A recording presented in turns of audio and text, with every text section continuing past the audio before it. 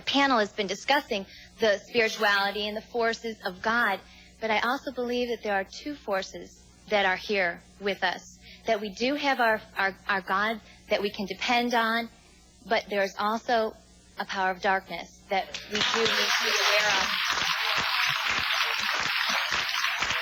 And that's where the choices begin. Do you believe that you can choose between one or the other? Most absolute, definitely. Yeah.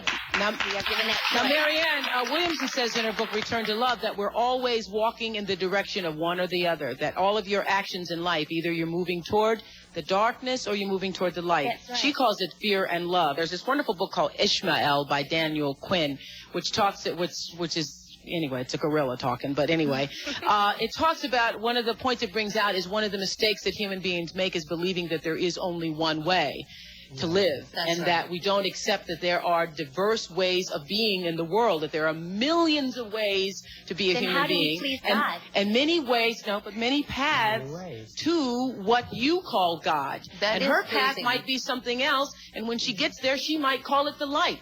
But her loving and her kindness and her generosity if it brings her to the same point that it brings you, it doesn't matter whether she called it God along the way or not. And I guess the danger that could be on that, I mean, it sounds great on the onset, but if you really look at both sides, there couldn't possibly be just one way. What about Jesus? What about Jesus? Even brings him up in this whole discussion, and you say there isn't only one way.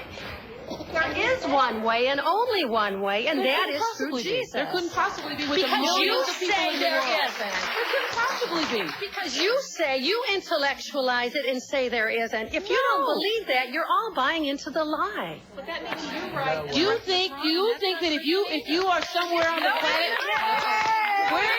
if you're somewhere on the planet and you never hear the name of Jesus, you never hear the name of Jesus, but yet you live with a loving heart, you lived as Jesus would have had you to live, you lived for the same purpose that Jesus came to the planet to teach us all, but you are in some remote part of the earth and you never heard the name of Jesus. You cannot get to heaven, you think? and that is covered in the scriptures too. People are talked about Truly, God knows the heart. Does God care about your heart, or God care about if you call his son Jesus? Well, you know, Oprah, Jesus cannot come back until that gospel is preached in the four corners of this earth. So, figure it out.